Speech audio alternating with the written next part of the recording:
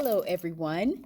It is the beginning of a new school year, the 2019-2020 school year, and I'm going to be giving you a brief tour of my classroom, as well as information on where you can get certain resources and how I created a few things. Right now, I'm just doing a slow 360 view of the classroom so you can get an idea of how the whole classroom environment is. So in just a few minutes, I'm going to get started with this bulletin board that is right behind my desk. So the border I got from Home Depot, or Lowe's probably has it too. It is the paint chips. I just arranged them to make a pattern going around the board. Also, the letters that you see, I also use different paint chips to create those as well. And below that, there is the art rubric. Here is my demo table. I use this to demonstrate different activities that we're doing, and I have a bin for sharp pencils and broken pencils, just to minimize some of the pencil sharpening in class. Next, we're going to move over to the board. So this is where I write the objectives and standards for each lesson. I created these with magnets from Dollar Tree. So these magnets are placed on the dry erase board. The poster below it, I used the stapler to staple these. Those also came from Dollar Tree. At the top, I have my mistake chart. So it just explains to students what they can do if they made a mistake, because I've always had an issue with students feeling like they can ball a paper up or throw it away if they make a mistake.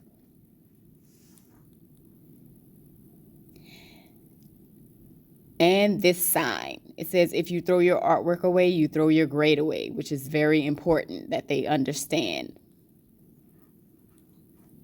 This one, draw light till you know it's right, that was something that I printed from Teachers Pay Teachers, I believe. Okay, here we have the art rules. I drew this on a poster board. These rules work really well for my classroom. Below that, I have the consequences and incentives charts, as well as the border using the paint cards from Lowe's and Home Depot.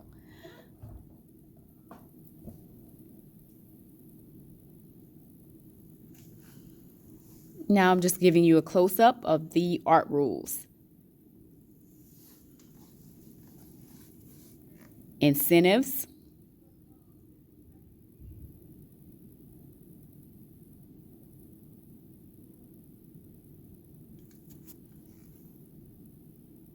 And consequences.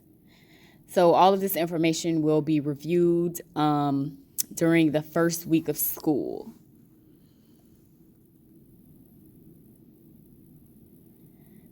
Okay, so now I'm moving on to the enter and exit the classroom charts. This just says enter, so students are always reminded that they're to enter at a voice level 0 and go straight to their seats. Also exiting voice level 0, and I have a procedure below for how they exit. No restroom or water breaks during the first 5 minutes of class or the last 5 minutes. Hall passes. The restroom and water breaks are limited because during the the beginning of class, I'm still going over the lesson. So they have to wait until I'm done. Art jobs are assigned every week. My check for understanding sheets. Thumbs down is no clue, kind of understand, and got it is the thumbs up. So I just printed these out from a Google search.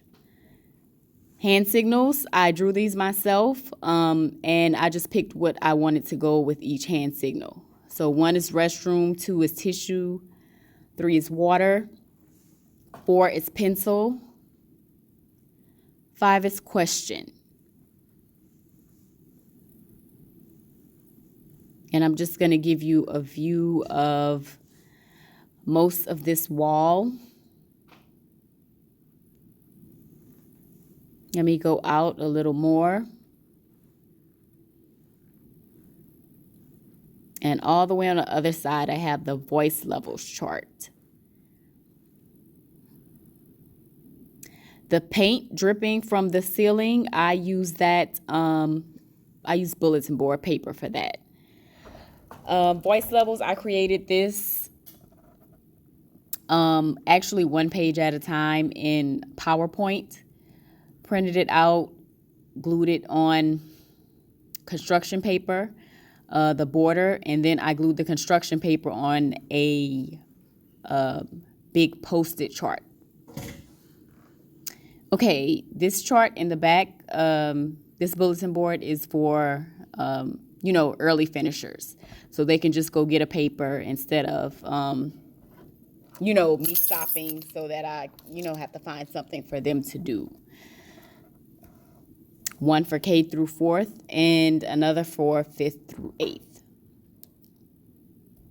This is the painting section. I have different cups labeled for the paintbrushes. And at the top, I have a few posters that explain how to wash and put away the brushes. And this is cool. I found this on the internet and I just printed it out. Different brushes and the brush strokes that they make. So we have flat brushes, round brushes, angle brushes, which I don't have yet, watercolor brushes, detail brushes. Okay, now we're moving on to the art jobs chart. So each chart has a description. Again, these jobs are assigned on a weekly basis. So 4 different students are chosen every week to do their jobs. Art cleanup. I created these in Microsoft Word. I just used clip art for the first one that says art cleanup, and the rest were just, regular documents, and I put them on construction paper. This is actually using plastic tablecloths from the dollar store. So I just used hot glue to do a little bit of ruching to make it look more like a curtain, but they are actually tablecloths that are folded. And you can get them at the Dollar Tree, Family Dollar, Dollar General, Walmart. My elements of art chart. I actually saw this idea on Pinterest.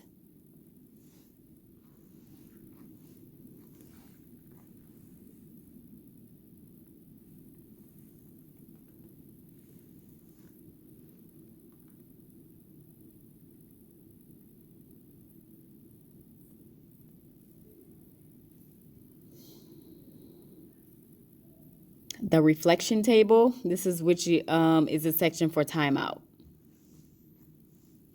And this is a view of how I have the table set up. I have these caddies. I only have 4 right now, but I will have 1 for each table. And they have the corresponding table number on them.